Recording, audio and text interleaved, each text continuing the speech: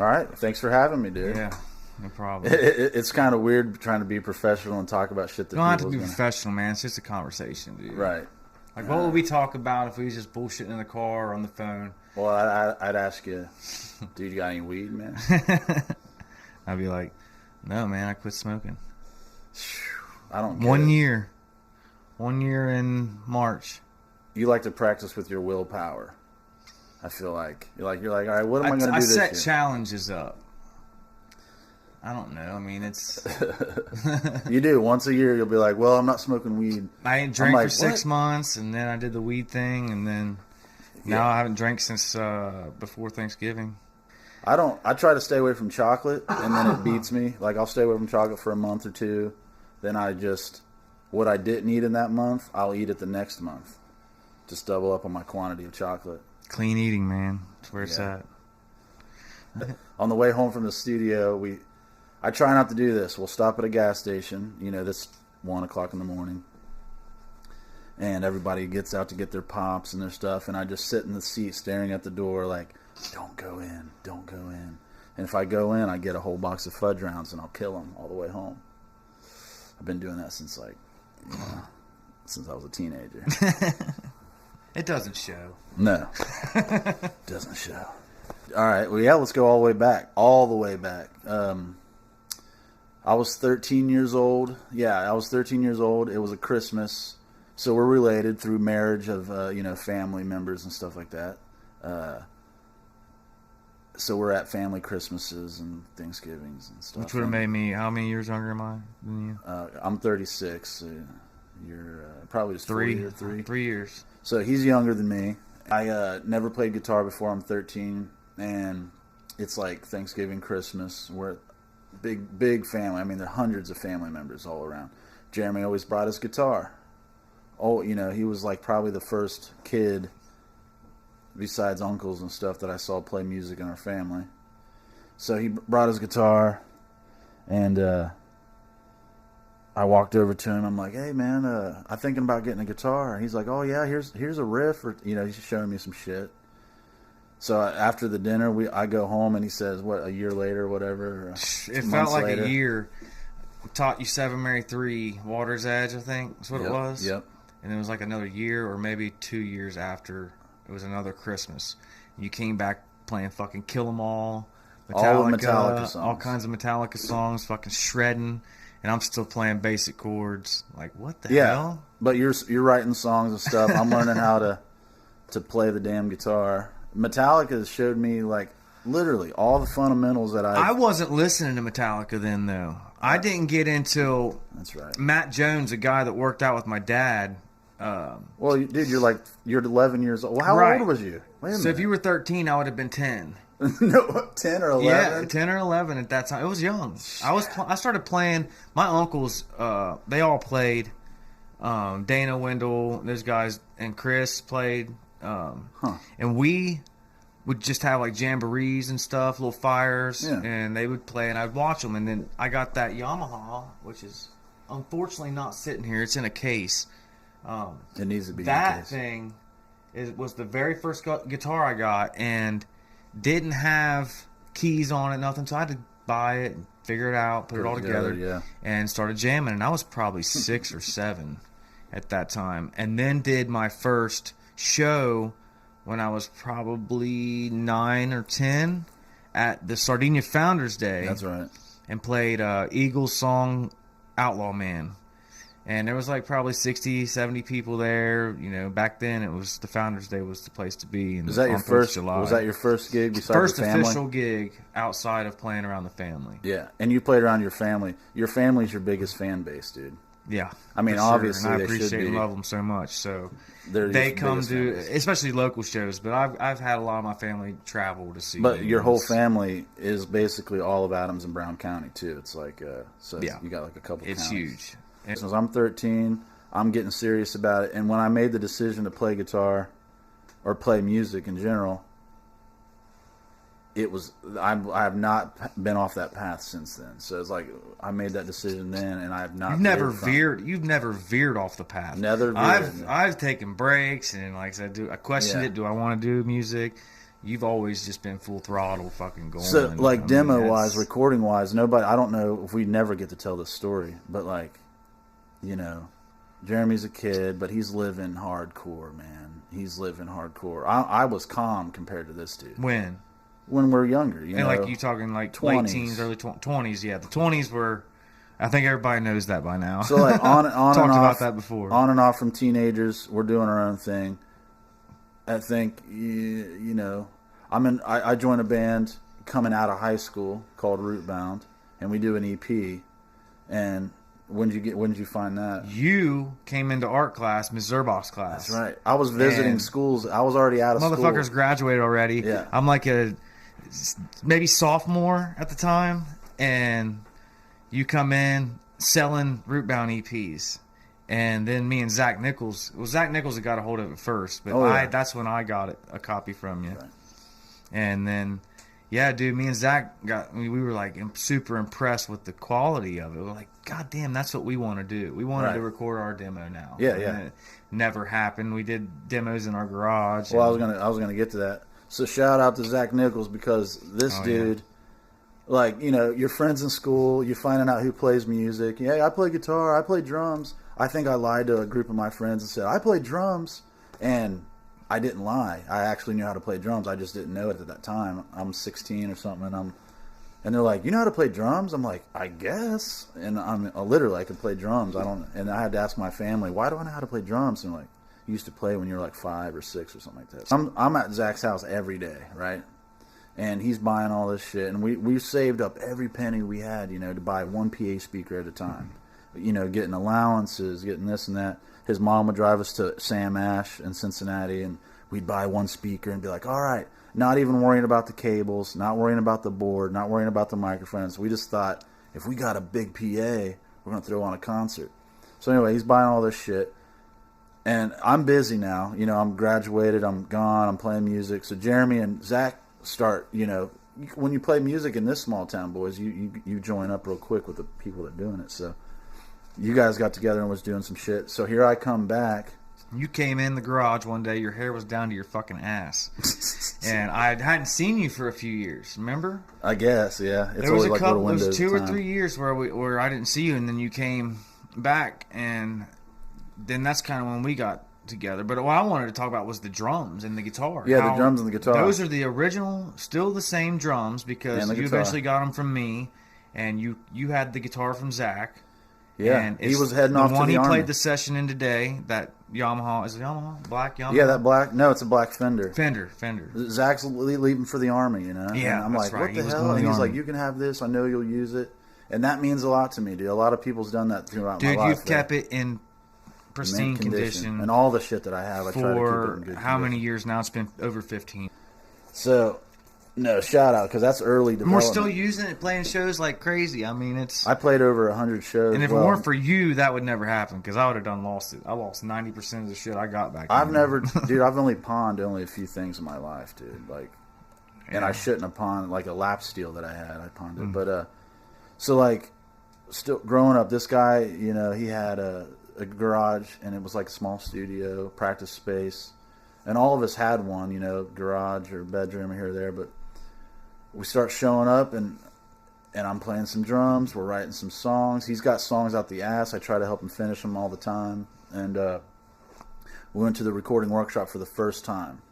This is Jeremy's first 05, time. I think it was. And I was 21. I just got married. And you know, I'm in a rock band and getting married. I still ask myself, what the hell? Yeah, we go to the recording workshop. This dude falls in love with that place. Ends up going to school there. Records. That's a whole nother year that goes by. But he would show up at the house randomly, and we'd work on we wrote Wasted. And that's when we took it to the recording workshop. That's right.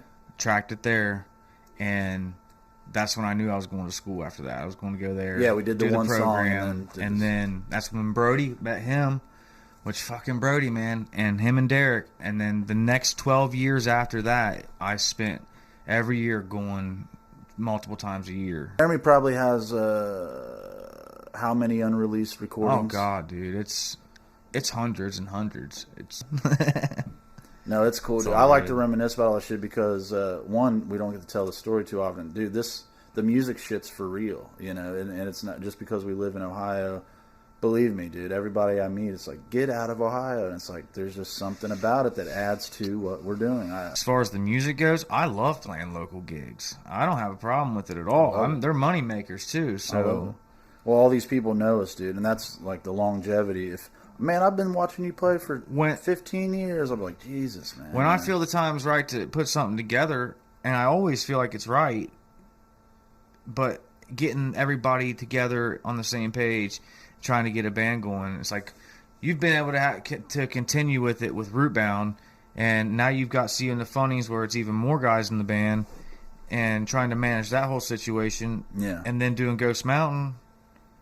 The Ghost Mountain thing is pulling like me, Jake, Zach, Alan, all of us together. Oh yeah, Nathan, whoever else, Nathan, Pat, Chris Lute, yeah. So that's the Ghost Mountain project. Is all of it started. And it's random shows. They're always different. They're supposed to be. That was beautiful. That was the point. It's just a form of art. You know, they call it a music collective. It's a music collective, yeah. And it's supposed to ever be changing. You know, I'm inspired hugely by, you know, Maynard Keenan. You know, he's in 3 bands and he makes it work. And you know, you look at your hours of the day, you look at your projects. I can see the process of making a record in my head. It takes months, and if you're working fast, we just made a record that took us 3 years, but I'm super proud of it. You know, like. And not 3 years of time. That's all that matters, man. 2 days at a time. I keep telling myself that every day. It doesn't matter if nobody listens to it. If I like it, I enjoy it. What I write, what I record, I'll still put it out. I'll put it out there on YouTube or whatever else, and I just hope people enjoy it. The thing I don't do, which a lot of us probably should do more of, is publish or distribute, work on those things, invest the money into the distribution part, which you guys did a great job of seeing the funnies. Yeah. And you've done with Rootbound. I lack all that, but I'm I'm to the point where I'm just not happy with any song finished. I don't finish them. But now I'm about to write a whole new record, and that's exciting for me because. We'll talk about the Ghost Mountain record because I'm interested in. Today we did some harmonies that to the track Dead Man's Boots, an original one that he wrote, and it was basically just laying harmonies over is what we were doing, and then a live take too that we'll upload today. But do you have any other originals? Yeah, I got little pieces. Pieces. Like, you know, I keep getting on him about it. Like, I got words. Where's the originals? I got words and riffs sitting in a basket. You just got to get in there and put the puzzle together. But no, like, you know, I've been working with bands. You need 4 or 5 songs for an EP. Just right. Maybe even 3. No, I was just gonna do a single at a time, or do, you know. Well, this is a good one to start with. Now start working on your next single as far as writing goes. Oh yeah, and we can get moving on it. Well, just the reason I've never done it. Well, 2, I'm picky, and but working with other bands, you know, working with Rootbound and See You in the Funnies, that takes up all your time, your energy. You want to make all the ideas count for what you're working on at the time. I didn't want to. No, but yeah, sorry about that. UPS guy, UPS guy showed up. But yeah, so focusing on all those projects, you know how it is. I want to seriously just dive in and make myself do something for, you know, write originals. I want help from other people. I love collaborating with people. That's why me and you's collaborated my entire musical existence. There's other people out there that I've collaborated my entire musical existence, but this time it's just like rein it back, see what I can do, let those people hear it, you know, my close circle, and they'll bust my balls about something, and then, you know, just let it go, man. Yeah. Just let it go. But like some of your shit, you have EP after EP after EP. Dude, I had a blast. I think our best recording ever. We've done so many.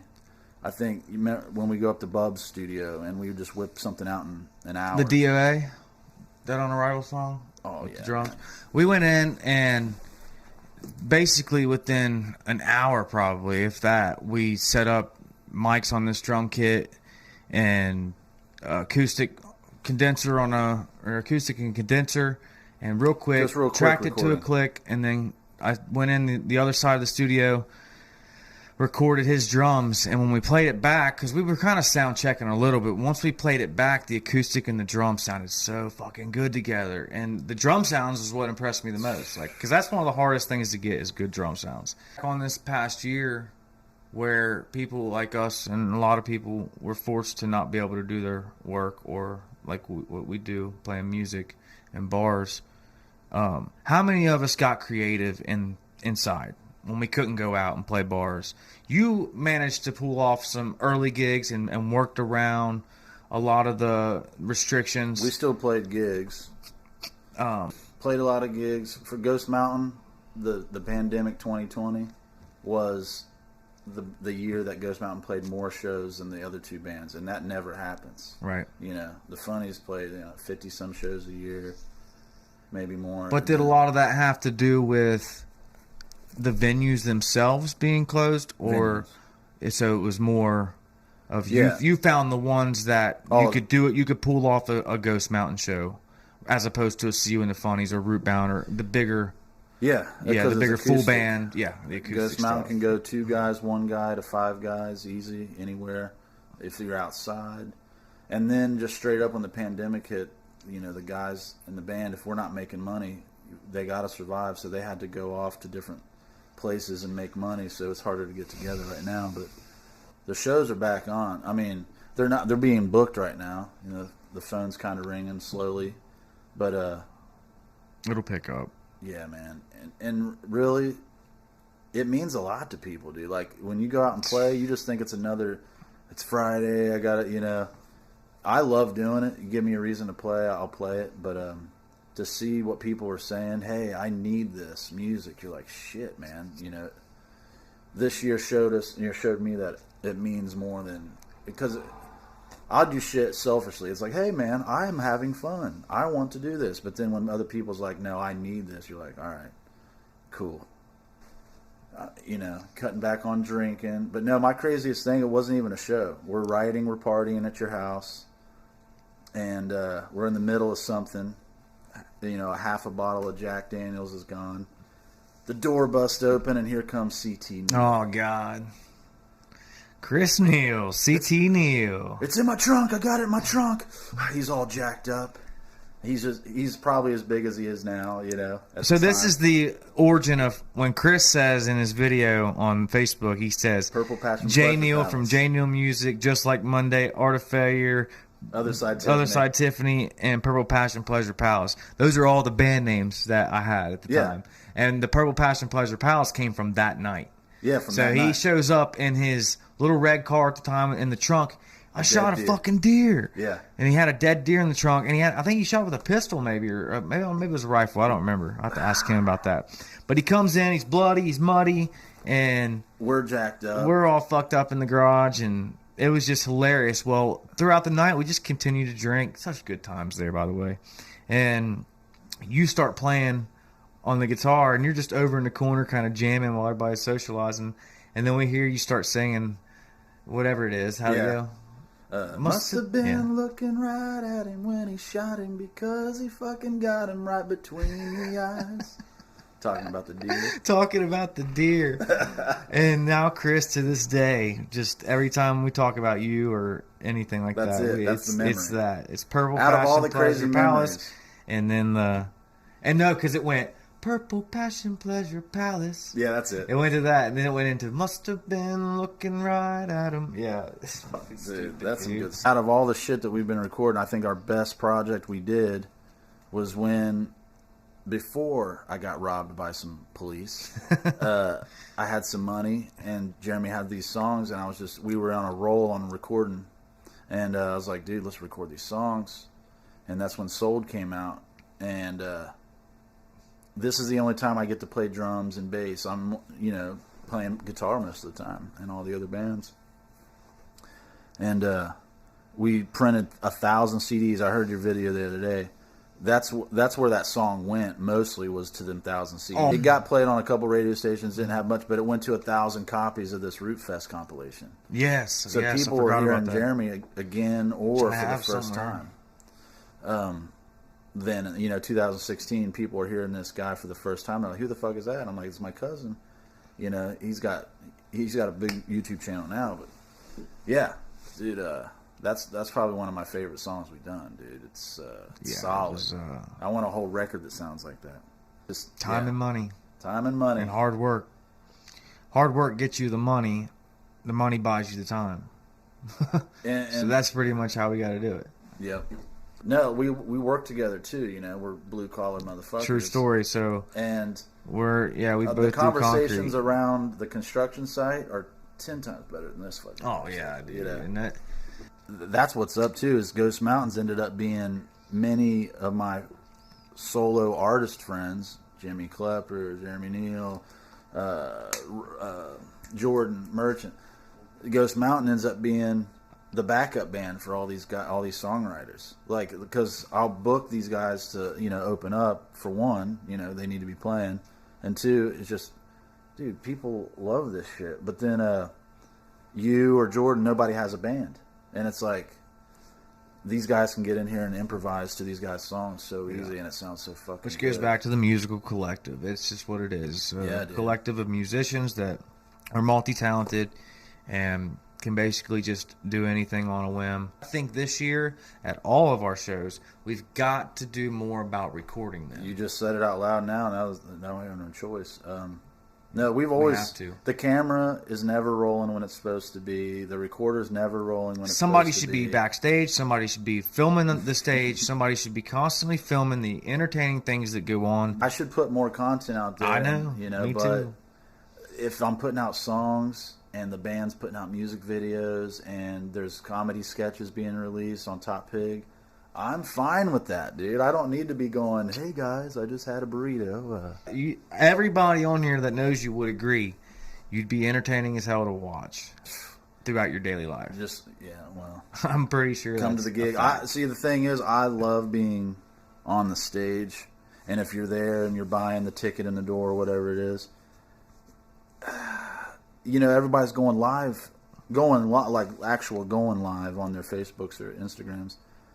And that just, I don't like that. If you bought a ticket to come in the door, it's not fair for the guys that bought a $10 ticket and then just stream it live for the lazy sons of bitches at the house. You know, so like, I disagree. I got with this that. back and forth thing. I disagree with it's that, content. I'm not going to, I'm disagreeing with myself, but it's like there's just something more about people it. that can view it by whatever means necessary. Right. Now, if we recorded it and released it the next day, cool, man. I like the live stream stuff. I watch a lot of live stream stuff. I do watch a lot of the pre-recorded stuff too that's streamed live. Right. I'd rather be live. I'd rather have an instrument on and say hi and shake your hand than fucking talk to you through a video camera. I mean, obviously. This is different because there's a human being here. You know what I mean? Yeah.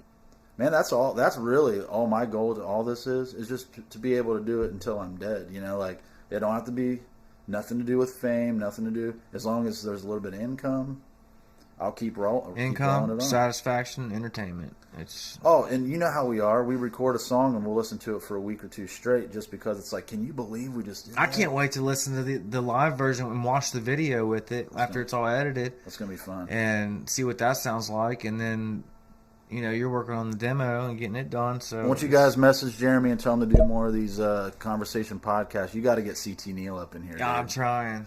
We're working out sound. This is the first thing we've done as two people. But hopefully the video turns out all right. The sound's all right. We'll make it what it is. Yeah, I hope you guys enjoy Dead Man's Boots. We just did a little recording. Yeah, that'll be up today. Hopefully the podcast goes up today. I know it's like probably going to be like an hour close to it. So. All right. Hi, Mom. Hi, Dad. Thanks for having me. Is that all we doing? Yeah. All right. So, see you guys.